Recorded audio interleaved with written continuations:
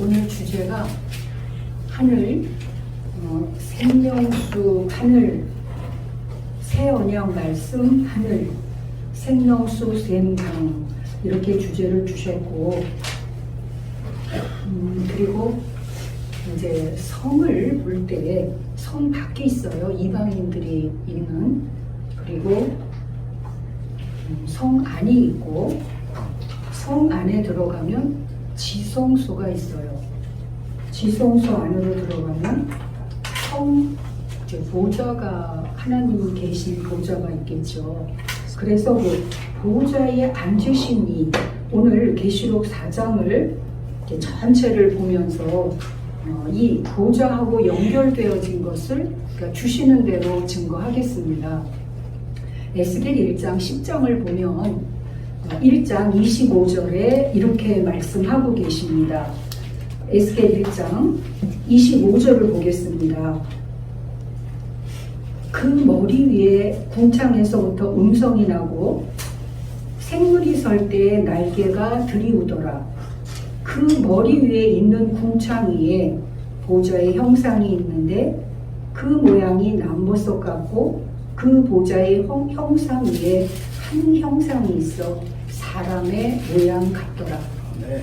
보좌가 끝이 아니네요. 보좌 위에 형상 위에 한 형상이 있는데 사람의 모양 같다고 하십니다. 그리고 12절을 봅니다.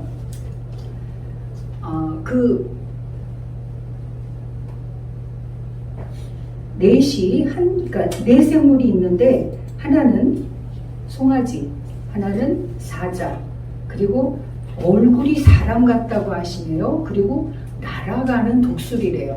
독수리도 여러 상태가 있지 않겠습니까? 날아가는 독수리라 하시네요. 그리고 12절을 봅니다. 신이 어느 편으로 가려면 그 생물들이 그대로 가되 돌이키지 아니하고 일제히 앞으로 곧게 행하며, 돌이키지 않습니다. 일제히 곧게 행하며 그 바퀴 안에 바퀴가 있어서 좌하면 좌하고 우하면 우하고 해서 그 네 생물들이 보좌를 중심으로 역사하고 사역하는 것을 이제 에스겔 1장 10장 말씀을 하고 계시는데, 계시록 4장에서는 보좌에 앉으신 이를 볼 때 하늘에 열린 문이 있고 내가 그 소리에 감동돼서 성령의 이끌림 속에 보게 되어지는데, 2절 그러한 속에서 이 보좌와 앉으신 이, 그러면 오늘 주제가 이제 새 언약의 말씀인데요. 앞에서 이렇게 목사님께서 요약을 해주셨습니다. 구약은 옛 언약이에요. 그런데 신약에 예수님이 오셔서 바로 새 언약입니다. 그런데 그게 계속 새 언약이 되나요? 그리스도 도의 초보를 버리고 온전한 데 나가라.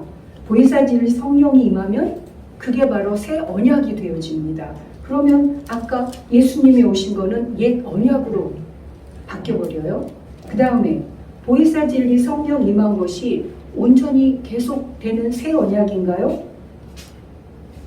그것이 우리가 뒤에서 말씀하고 계시는 생명주체, 성령정체, 영생실체가 각자가 되어져서 그러한 거듭난 생명 중심의 삶이 될 때 그것이 곧 오늘날의 새 언약이 되어집니다. 그것이 이제 오늘날의 정말 새 언약의 성취가 무엇이고 어떻게 이루어야 우리가 정말 아버지께서 다 예정하셨고 주님이 십자가로 첫 열매 11조로 온전히 드려주셔서 보혜사 진리 성령을 보내주셔서 그 안에 생명생활의 이제의 실제까지를 성경 전체를 통해서 말씀하고 계시는 그 실제를 어떻게 오늘날 우리 각자 안에서 누리면서, 왜냐하면 이건 아버지 하나님이 예정하신 것을 예수 그리스도 다 이루셨기 때문에 우리는 그 살아계신 진리의 말씀을 영접을 해서 성령의 감동 인도 속에 아버지께서 주님께서 다 알려주시는 안에 우리가 생명이 날로 날로 성장하면서 생명의 생활의 실제를 살고 있는 이제가 되기 때문입니다. 그런데 창세기 1장 태초에 하나님이 천지를 창조하시니라. 반복이 없다 하시더라고요. 그냥 완성이다. 창세기 1장 태초 하나님이 천지를 창조하시니라. 그리고 요한복음 1장 태초에 말씀이 계시니라. 이 말씀이 하나님과 함께 계셨으니 하시면서 1장 1절부터 18절 사이를 보게 되어지면 아버지 품속에 독생하신 하나님이 나타나셨다 하시면서 창세기 1장 1절에 태초 하나님이 천지를 창조하신 것은 2장 1절 3절을 보게 되면 천지와 만물을 다 이루고 하는 면에 다 이루었다고 바로 말씀을 하세요. 그리고 요한복음에서 요한복음 1장 1절부터 18절 사이의 말씀은 요한복음 19장 30절 다 이루었다, 주님이 다 이루었다 하십니다. 그런데 계시록 21장 5절에서부터 7절을 보게 되어지면 내가 만물을 새롭게 하노라.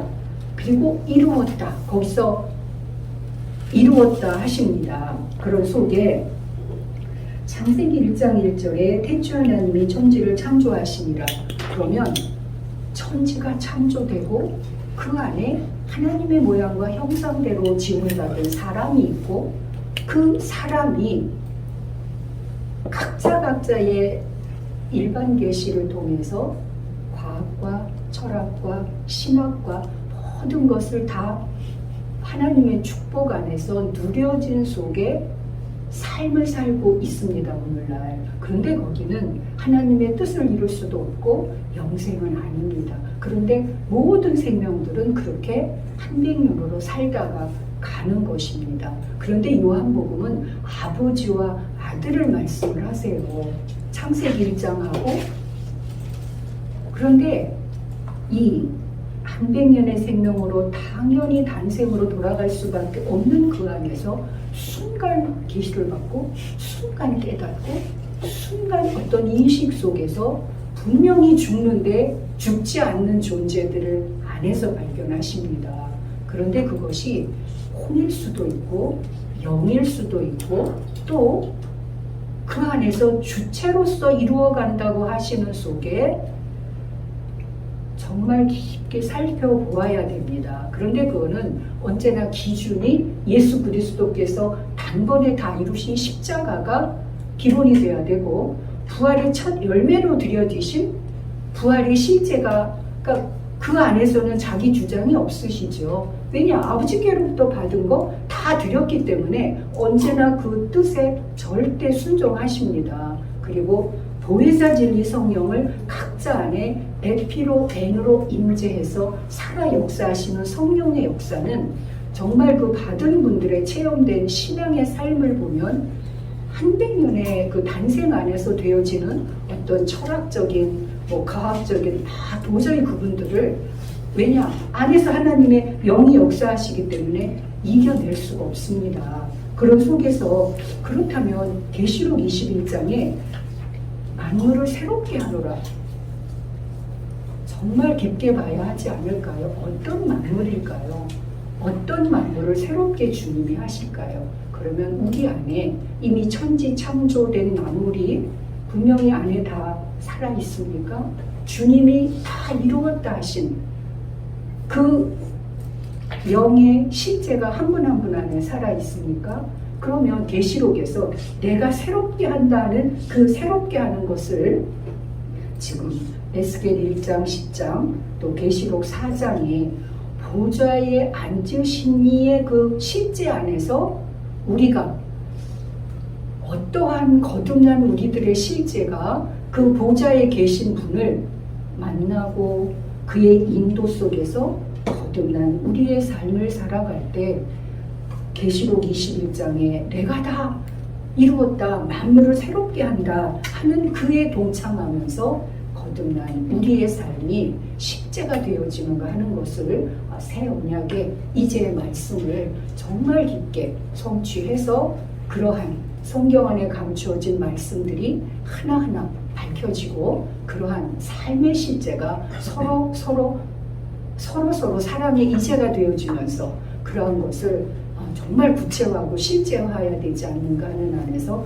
말씀의 은혜가 되어졌습니다. 이러한 감추어진 말씀들이 한 분 한 분 안에 성취되기를 축원드립니다.